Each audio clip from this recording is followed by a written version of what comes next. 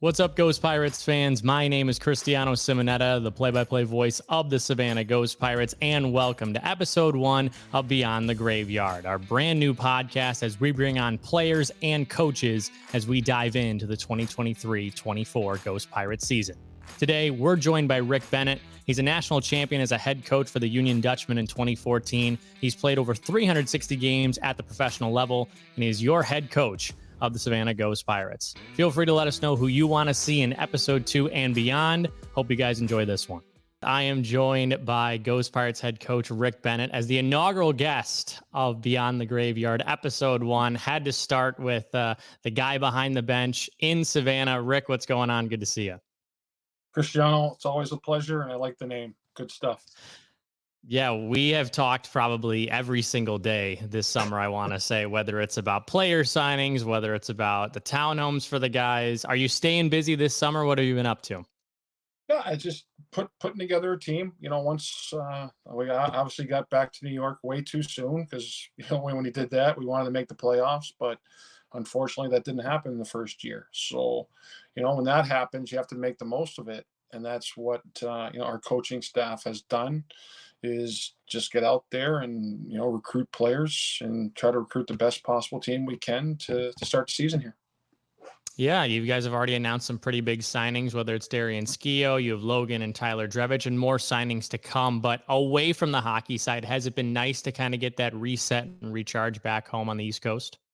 Yeah, it was nice to get home and see the family and walk the dogs every day. So it's there were some positives coming back home, but the one big positive was family. We talked to our guys about the family, and anytime you got a chance to go back home and see your family, I think it's great, and kind of recharges you. And I'm definitely starting to get that itch now to get back to Savannah here. Yeah, well, speaking of your family, let's talk about all the way back. Don't mean to age you too much, but back to your childhood, growing up. What was that like? Was hockey always in the cards for you? Just take me through just kind of what your outlook was on life growing up. Yeah, from Springfield, Massachusetts, so on the uh, on the eastern side, we'll say. But Springfield, Mass is considered Western Massachusetts. It's not considered like the Boston area. So, hockey was kind of it was really a sport to be reckoned with. But at the same token, it wasn't Boston. Being from Springfield, but I have to say, there's a lot of pride when you're coming from Springfield, and we always had something to prove every time we wanted to, play teams from Boston. So that was a nice challenge. But hockey seemed to always be, the sport. We tried sampled soccer and swimming and tried everything, on the playgrounds from basketball to you name it. But it's just hockey just took over and was, the sport that you had the most passion for. And it was nice that, a couple doors down, my best friend and his twin brother and his older brother were hockey guys too. So, it was a pretty seamless transition. And we were really lucky growing up because we had a place called we call it the pond, and it was basically a huge pond, and it was the first to freeze and the last to kind of thaw out because it was kind of hidden, it was kind of sunk in. So we skated the most of the kids in Springfield on that pond. And it's kind of like an outliers, right? If you have the resources to do something, well, you got to, I think you have to make the most of it. And we definitely did skate in the mornings and going back at night. So it was a lot of fun. And who was your team growing up? Was it the Boston Bruins? It was for a bit, but the Flyers kind of took over. And then when I got to college, I really had, I guess, an affinity for the Edmonton Oilers.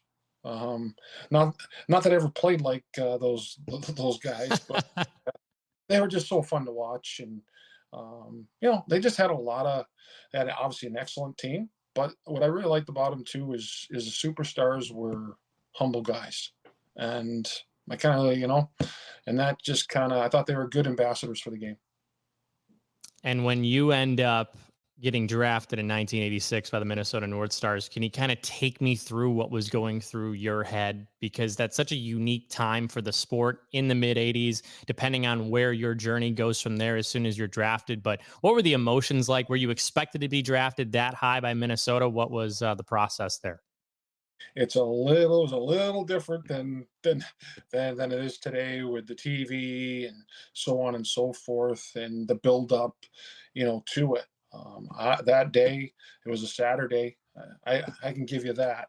And basically, I was roofing with my father and my grandfather at my grandfather's girlfriend's house, if you can believe it. And we roofed her house that day.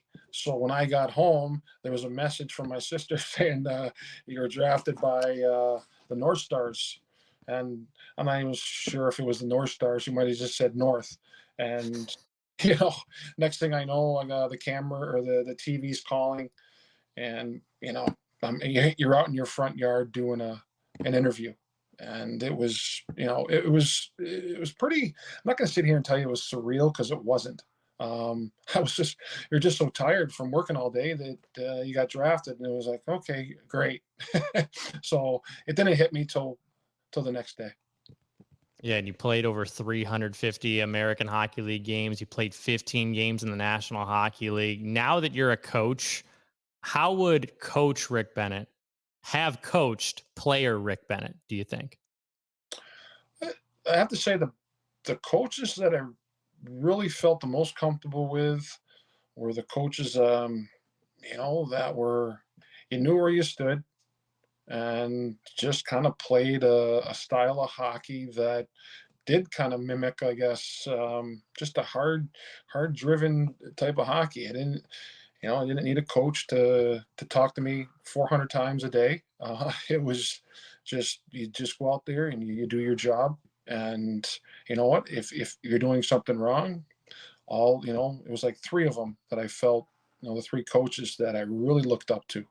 And that's just how they coached. And if you were doing something wrong, they come over and they tell you, and you picked it up and you corrected it fast. And I always felt that those type of guys that were a little bit no nonsense, um, and but were fair, I think is and held you accountable. Those are the guys that I like the best.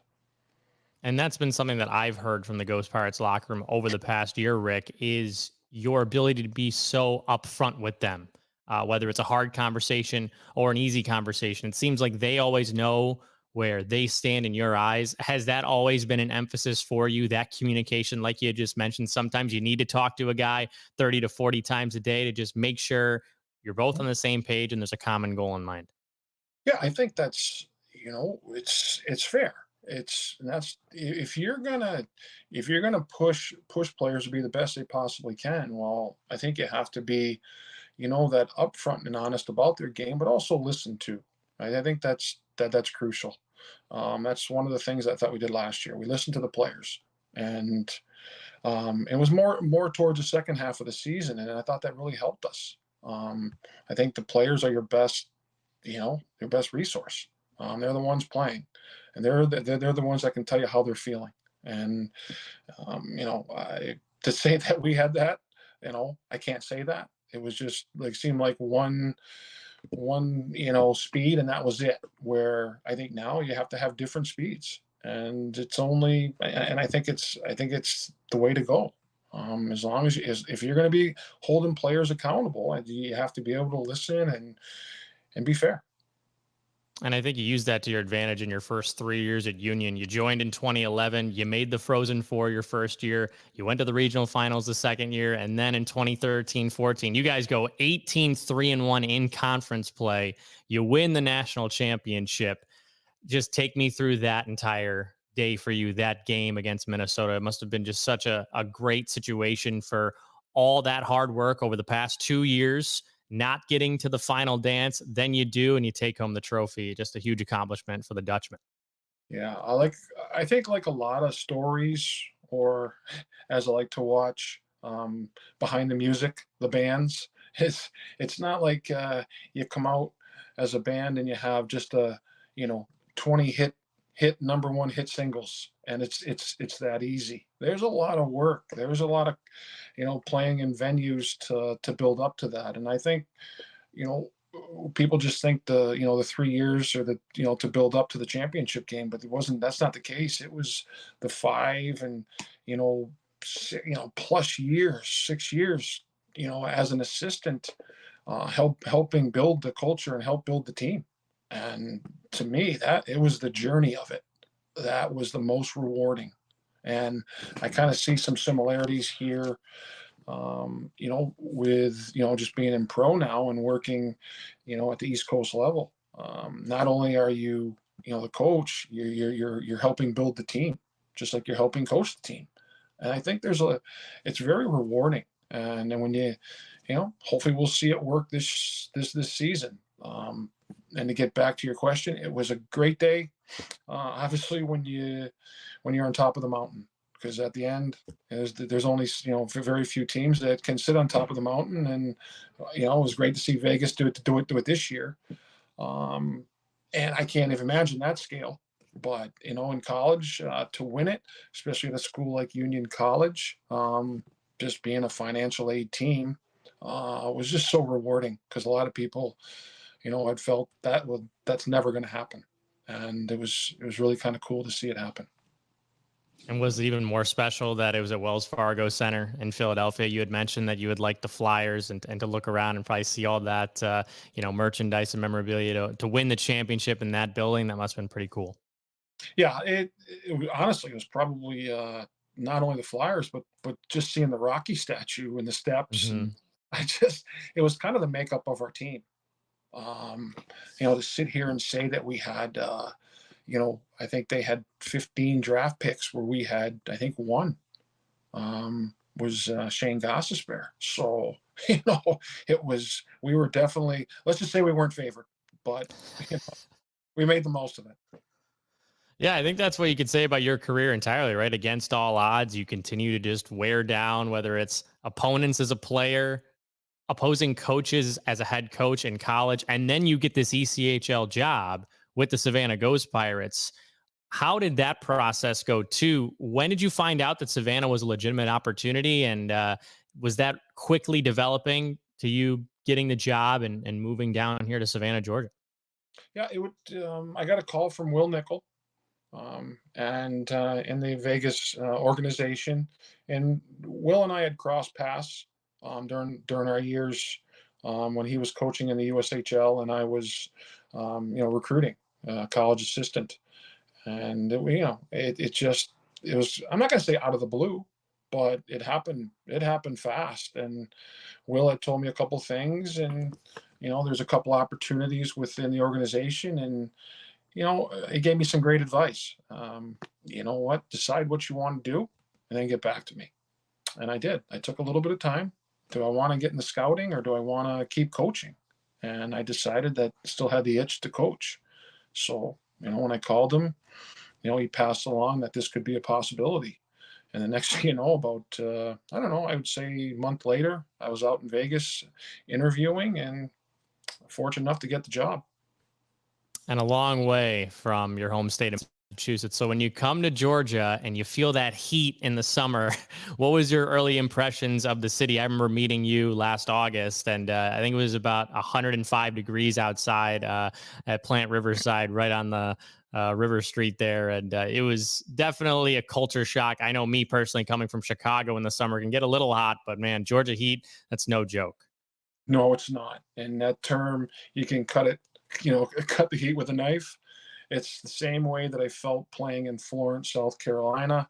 I can't say we felt that when I played, fortunate enough to play in Jacksonville, Florida. I don't know why, maybe, but we were down more by the beach, so you had the breeze. But I tell you what, at times, but I honestly, the times that, we met each other and this and that, the opening, doing a couple functions. I thought the weather was actually really nice in Savannah. Once the hockey kicked in, we were going. so it was really a bonus, not only for our staff but for the players.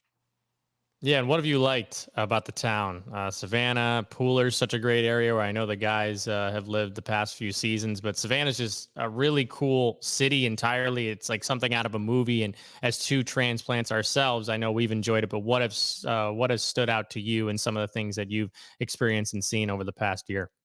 Well, just the history of the town itself. I've gone on a couple tours. I probably need about 6 to 7 more of those tours just to get it down. But the river walk is phenomenal. So it's just so many things to do. But I'd have to say, the river walk, the history of it. To sit here and say that I know Savannah inside and out, unfortunately, I don't. It's. I'm looking forward to here in the second year to learn a lot more, to do a few more things that I couldn't do last year. And when you went through the season, you win your first four games. Obviously, it's a long road, 72 games. You saw the ebbs and flows of professional hockey, and you guys missed the playoffs. Obviously, I know for you that was disappointing. You pride yourself on, being a championship coach. You've done it at the collegiate level as a player in the American League. You always were the same way. So, what can you take from that year one in professional hockey as a head coach into year two? And you've already seen it kind of building with the roster that you've assembled, a little bit different from last year's group. Yeah, I think you've touched on it. Is build from last year. Again, that's all part of the journey. Your first year team kind of knew, what we were. Our goal was to develop and then win, and it's basically equivalent to double A baseball, right? And then you got your American League, and then you got your NHL. And one of the main focuses of our job, our coaching staff, is to develop the players, um, and you get just as much satisfaction telling a player, "Hey, you're getting the call." And we were really, fortunate enough as a coaching staff to do that a lot last year. Even for the position that we were in the standings, players were still getting called up, which was great to see. It really was. And if we can continue to do that, along with chipping and winning and getting to the playoffs, well, I think that is just going to be a bonus. But we have to understand that this is a development league, but at the same token, by no means does that say we're shortchanging winning, because that's not the case at all. We're just here to develop, and I think if we're doing it, the right way, and we brought a few more players in that we feel this summer that can help us, then I think the winning will take, kind of take care of itself. Yeah, Alex Svetlikov, Daniel D'Amato, Pat Gay, all those guys bouncing up and down from Henderson and Savannah the past year. You've heard Vegas and you've heard people tell you, hey, I really like this guy's game. Oh, I really like what he's done the past year. Does that make it even more rewarding that, like you mentioned, it's a developmental league and you're able to tell those guys like Patty, like DMATs, hey, you're going up to Henderson. Great if I see you again, but congratulations, you're going to that next level. And it looks like all three of those guys, and we're not even talking about Isaiah Seville either. They've taken that next step, and it's been in large part thanks to you, Alex Lowe, everybody in Savannah, helping them with their development. Yeah, I think it's definitely a team game. In the whole development process, not only on the ice but off the ice, and yourself include. Like, I'm talking everybody that isn't comes in contact with the players is has an influence on their development. And that's what that was another rewarding thing last year too. Again, we touch on not making the playoffs, but having such a phenomenal staff made it so much fun last year. um, you know Dylan Campbell, Summit Singh, who's basically is moving on as well. Joey Edmondson, and the list goes on. Julio Romero, who just got called up as well. So there's been a lot of development within within the organization, but it's such in a positive way, and it's just kind of it just touches the fact of Vegas and how they promote within. And it's just such a phenomenal organization, and just great to be part of. And luckily, we're all going to be headed there for rookie camp Mhm. in Vegas in mid September. Talk with me a little bit about the relationship, if you can. It just seems like this affiliation, Savannah, Henderson, Vegas, it's way more involved than perhaps a couple different teams around the league, especially a newer affiliation. It seems like the Vegas Golden Knights, the Henderson Silver Knights, and the Savannah Ghost Pirates really are one team based on how they all treat one another. Yeah, going out for rookie camp, my first rookie camp, and you know, I don't even think some people even knew that where Savannah was, but you'd be surprised. Right from day one, like walking in, people mentioning the Savannah Ghost Pirates and good luck and so on and so forth, and then that's just the people supporting the team. Then you get inside and you're meeting all different types of people, and from they were phenomenal. From George McPhee to Kelly McCrimmon, Tim Speltz, like on down. Like the coaching staff was a little different because I knew I played for Bruce Cassidy, so that was a little different, and I played with John Stevens, who's assistant coach, so that made the transition a heck of a lot easier. But still, they were coming in their first year too, and they were phenomenal, just teaching their systems and what they were going to do and filtered on down. And I don't know, it was just a phenomenal experience from development camp to rookie camp to even to Henderson's camp for that week as well, and just very welcoming. And at the same time, including you in with what they're doing. Yeah, it's been phenomenal, the relationship between the Ghost Pirates and the Silver Knights and Golden Knights. You mentioned if people didn't really know where Savannah was, they definitely do now. 33 of 36 home games for the Ghost Pirates were sold out, an ECHL record. You got merch sales breaking records, ticket sales. What has that been like for you as the head coach of this team? Every time you've gone into End Market Arena on a game day, a game night, that whole crowd is buzzing. It's bright green. The fans are so passionate. They've welcomed you guys into this city like no ECHL fan base has done before. Well, I think it starts to obviously Andy Kaufman, our owner, down to Bob Arablo, the president, down to yourself, and the whole Savannah staff did an unbelievable job marketing, selling tickets to get us up to speed. So when we hit the ice, we were playing in front of an atmosphere, in front of fans that were passionate, and you got them up to speed. The whole Savannah staff, and it was again the players and how they played too. I think really contributed to that too, because they took a lot of pride and how we played. Very rarely did we get blown out, and if we did, it was probably we had 20 call-ups that day or 15 injuries. But even still, the guys that were in the lineup who wore the jersey always gave their best, and that's all you could ask for. But again, I think it starts with Andy Kaufman and Bob Roblo, and then taking their experience and passing on down to the whole Savannah staff, and then the staff listening, applying it, and putting out a product that was really impressive. So again, the players feel it, and that you could see it. The players felt it, not only from the first game but all the way to the last game. And what we left the team with, and players picked up on it too, is after the last game, after a nice win, was, can you imagine this place in playoffs? That was the buzz around the locker room after. We were happy with the win, but at the same token, it was, what, it's almost like what if, Yeah. and so I think the guys are really fired up this year. Talking to everybody that I've talked to, all the players signed and so on, are really excited to get back.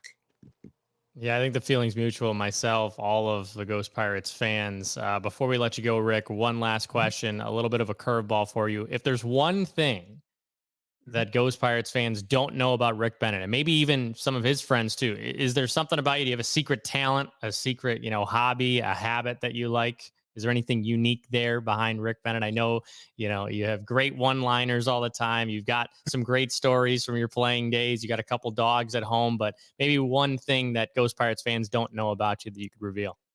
Yeah, it's funny you say this about hobbies. And I went for the longest time coaching as I didn't have a hobby, Hmm.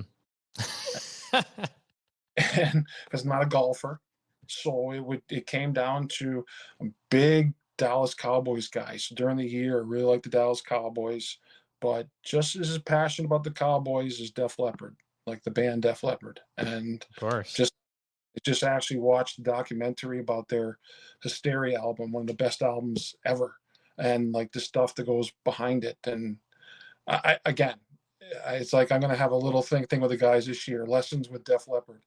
So we're gonna have some fun with it. But those two things, the Cowboys and Def Leppard, big fan. Okay.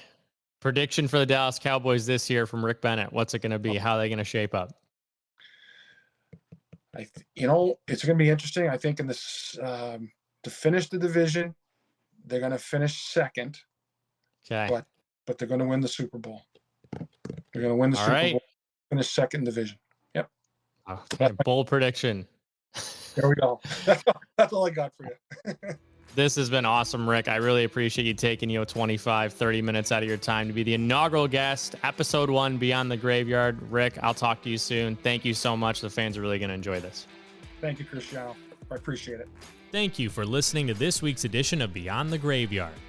Have a question for the Ghost Pirates? Send a direct message to our social media channels or email info@ghostpirateshockey.com. We'll see you next time.